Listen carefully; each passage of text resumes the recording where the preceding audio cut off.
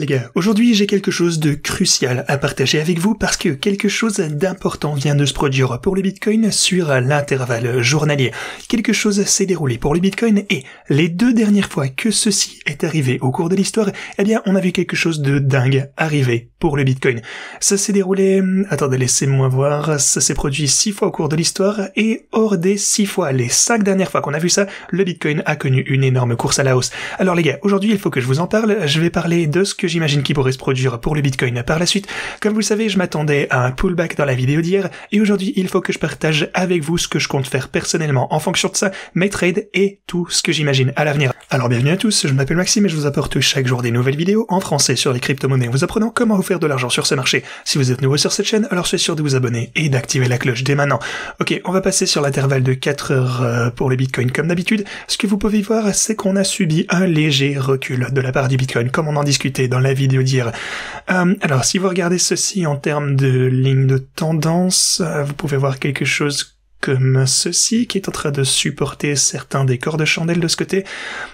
Mais plus que tout, en fait, ce qu'on constate actuellement, c'est simplement une consolidation aux alentours du sommet ici.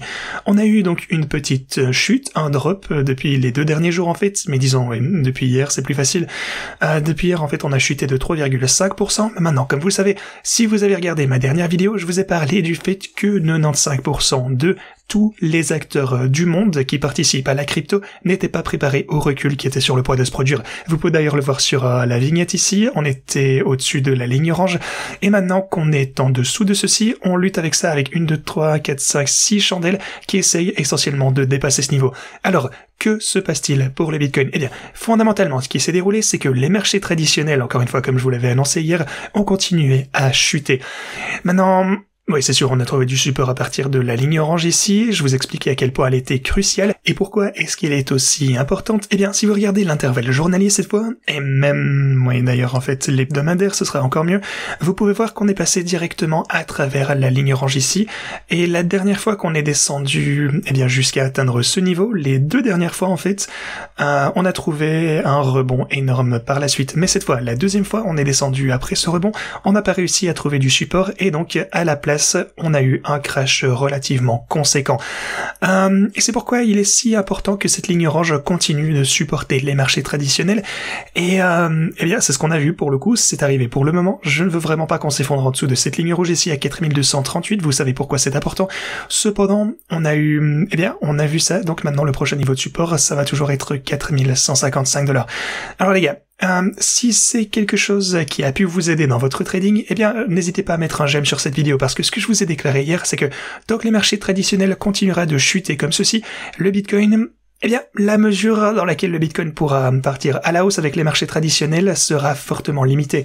Maintenant, ce que j'espère qu'on va pouvoir voir ici, c'est que c'est la fin, qu'on puisse rebondir finalement à partir de ce niveau. En fait, on a déjà vu un petit rebond, comme vous pouvez le constater, mais donc qu'on puisse sortir de cette petite tendance à la baisse, enfin plutôt cette tendance à la baisse assez importante. Vous pouvez voir très clairement qu'on se déplace comme ceci, donc qu'on sorte de cette tendance à la baisse sur l'intervalle de 4 heures, on franchisse ceci et qu'on ait un saut à la hausse qui donnera donc davantage de marge au Bitcoin pour continuer à augmenter. Maintenant, le premier niveau de résistance sera celui-ci à 34 250$, alors prêtons attention à ceci.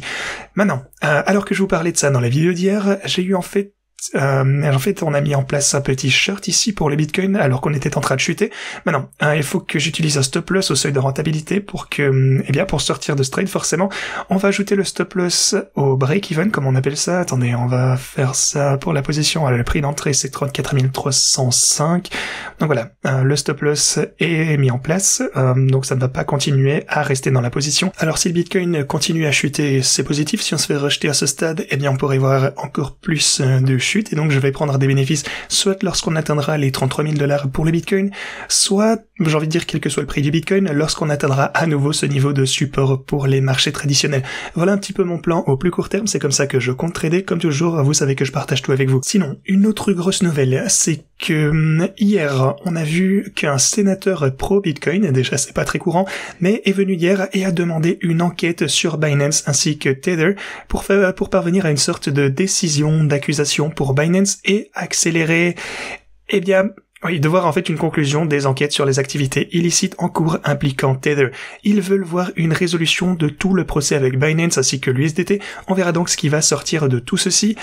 À part le trade dans lequel je suis entré hier sur Bybit, vous pouvez voir que mes bots de trading de leur côté font toujours un bon travail, ils réalisent toujours un profit, comme vous pouvez le voir ici, de 80, 45% et ainsi de suite.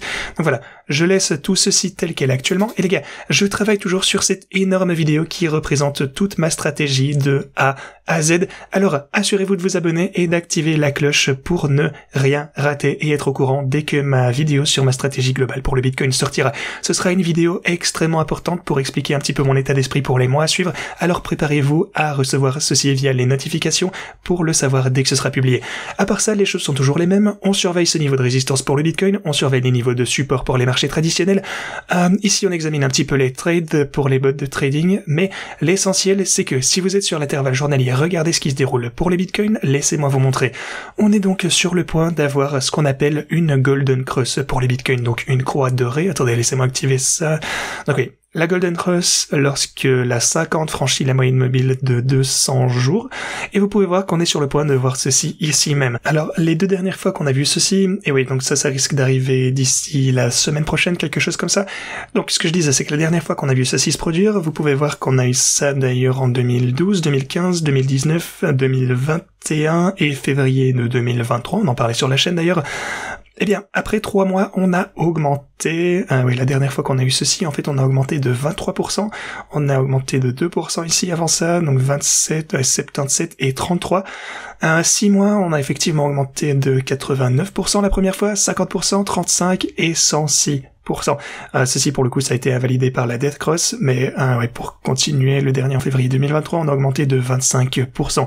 Aujourd'hui alors après 12 mois les gains sont incroyables, ça fait 305%, 132 ici, ensuite on a eu une Death Cross ici, donc encore une fois invalidé, on a eu 312% de ce côté. Maintenant pour le coup je sais pas pourquoi ils disent invalidé par la Death Cross, par la croix de la mort, mais je suppose que tous ceux-ci ont connu des pertes, mais bref, quoi qu'il en soit, au cours des 3 à 6 prochains mois, il est suggéré que, eh bien, on risque de voir d'énormes poussées à la hausse pour les bitcoins. C'est donc quelque chose auquel prêter attention également. Sinon, on a des grosses données qui sortiront aujourd'hui. On va voir le PCE de base ainsi que l'indice du prix du PCE. Donc ça risque également de provoquer une certaine inflation pour les bitcoins. Alors, préparez-vous à tout ceci. Aussi, on a FTX qui vend de plus en plus de ses cryptos. Vous le savez, on en parlait dernièrement. Ils ont déjà commencé à davantage déposer de cryptos sur les exchanges. Ils vendent tout ceci, alors soyez préparés. Si vous souhaitez utiliser les bots, vous aurez jusqu'à 60 000 $ en utilisant ce lien juste ici sur OKX. Cliquez simplement sur ce lien, cliquez sur rejoindre maintenant, et puis avec chacun de ces liens juste ici, vous pourrez également configurer chacune de ces positions. Les gars, ceci étant dit, c'est ce que j'avais pour vous aujourd'hui. J'espère que vous profiterez de votre week-end, et moi je vous dis à la prochaine.